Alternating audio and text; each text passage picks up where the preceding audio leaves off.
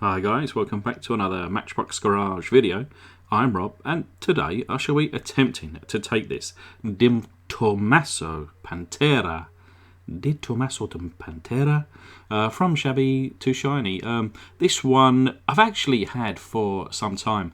I've probably had this for well over a year, maybe even up towards 2 years, and I've been meaning to do it, I've been wanting to do it, and this is actually a collaboration video with my mate Danny down in New Zealand, and he's kind of, well, he said to me a little while ago, Rob, shall we do a build-off with the Pantera? And he showed me his Pantera, and it was I think it was the kind of, you know, the GT kind of casting, the cheaper casting. And I said, you do realise you got the GT one there? And I think he went, oh, damn it, you know.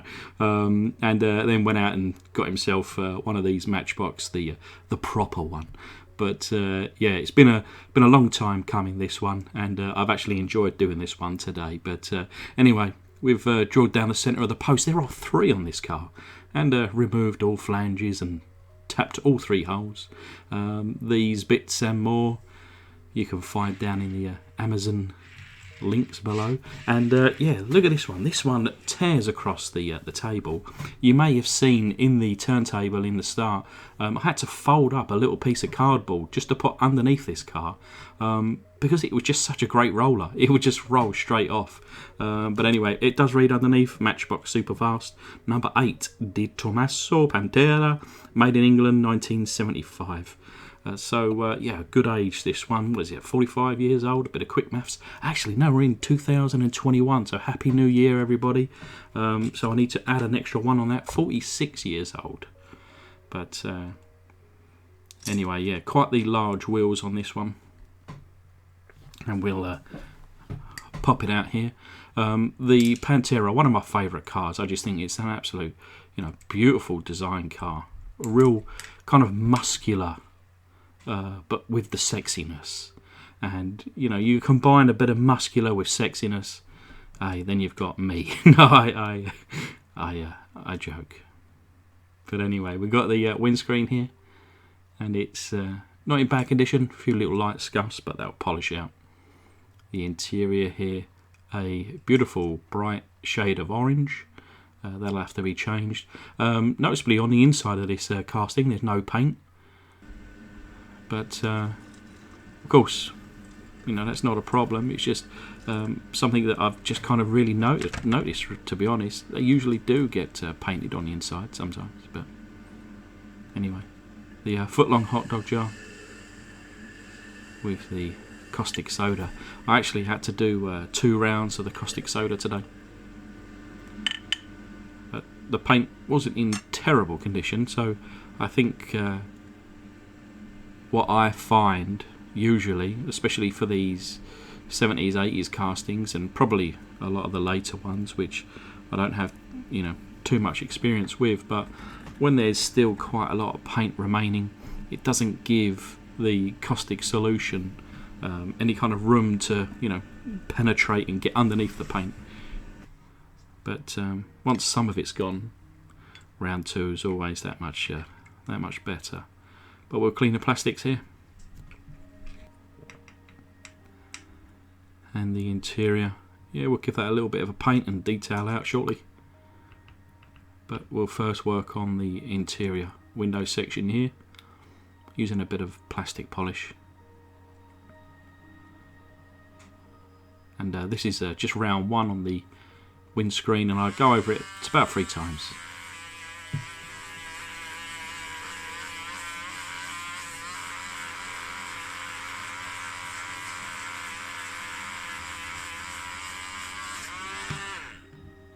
So there's just the first round, and already get a bit of shine back in there. And like I say, after around 3 goes, all the way around, all 4 sides, come up looking pretty good actually. What is not looking great is this casting. It's actually now cold. It's probably been in there for maybe half an hour. I thought I'd leave it that little bit longer to do its job, but you never know. With the toothbrush, it sometimes takes the paint off. It kind of sometimes just holds on, but really it's just it flushes off. But with the base, it was probably around a 95.3% paint removal. Of course, there's no paint on the inside, but yeah, not so great on the outside. Barely a 20%, I don't think. But what I'll do is I'll use my Dremel, just quickly go over the whole casting, flick off any loose paint, and then that will give the caustic soda solution in round 2 a better chance to remove the remainder of this paint.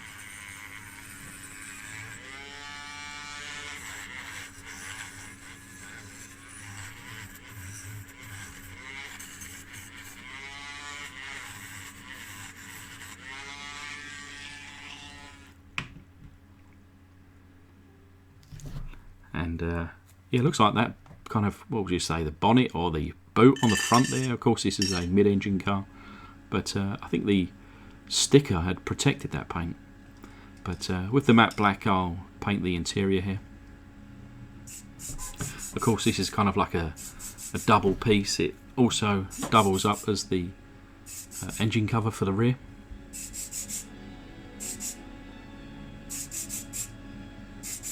I'll come back and add a few more details to the seats and also highlight the gear stick and handbrake, or the e-brake to my friends in America. But yeah, that will dry in a nice satin finish. And then round 2 with the caustic soda, much better. We still don't have the desired 100%, but we're probably almost 90%, I guess.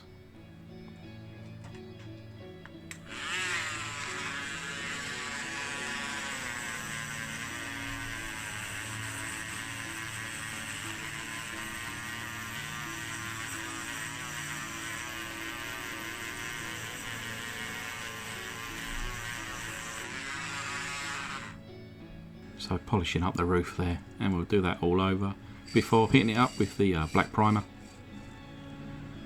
Looking nice and shiny, I think you'll agree.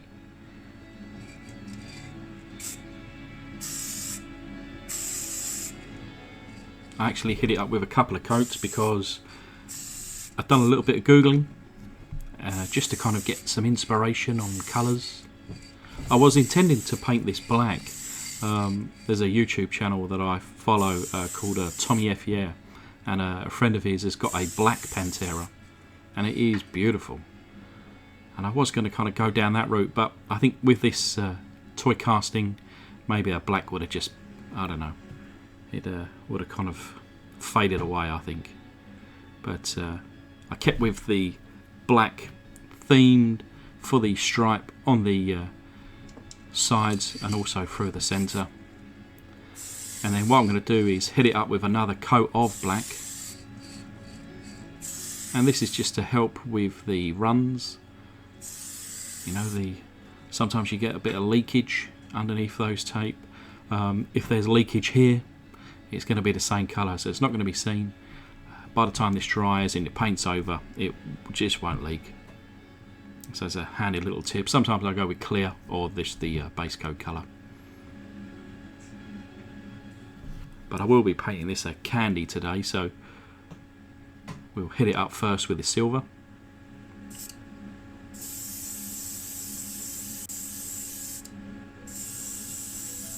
Of course, with the candies, you need a nice light base.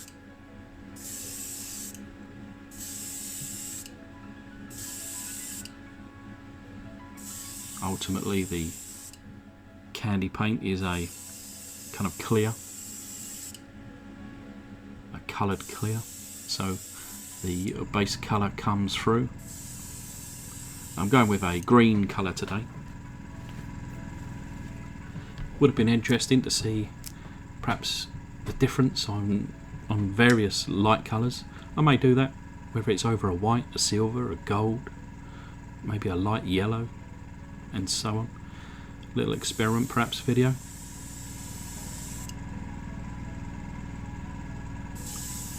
You know, I read every comment. If anyone's got any ideas they want to see, whether it's experiments or cars or whatever it may be, you know, going into 2021, I've done.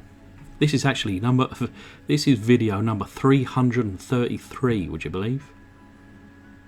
So I'm up for any kind of challenge that you may have. But yeah, this is the Green Stuff World, the green candy ink. And I've actually removed now the tape. The candy really does nothing for the black, so I was not concerned about that.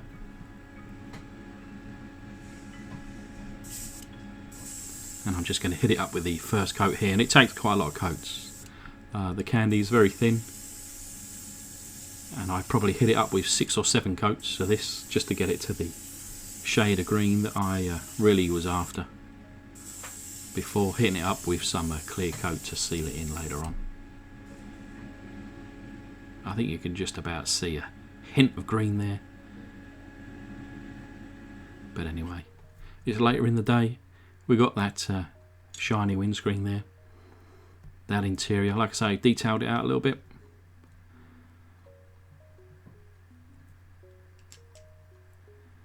And the base with the wheels, my eldest chose these wheels, so blame him if you don't like them.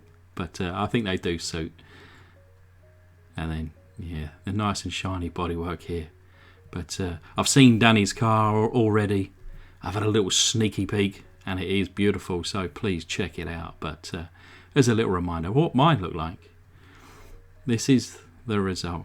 So, yeah, like I say, when I've done that Google search there, look, it's still a fabulous roller, this one, actually. But it just showed the kind of black stripe on the side, the black stripe down the middle, and I think it just looks mean, just looks real muscle. And these kind of sleek design cars to be muscle as well. There you go, rolling again. But yeah, with 2,000 likes, of course, this one could be yours. I'm struggling to send post outside of the UK at the moment, so with the recent giveaway car winner going to Canada, I've already let him know. And also I've got a little package going down to Tony Bellini. I've messaged him also, but unfortunately there'll be a couple of people to wait, but they'll be coming as soon as things open up here in the UK. But anyway, big thanks to my patrons. Cheers, guys. Happy New Year, everybody. Like I say, do check out Danny's channel down below. He's got a great video for you guys, and I'll see you soon.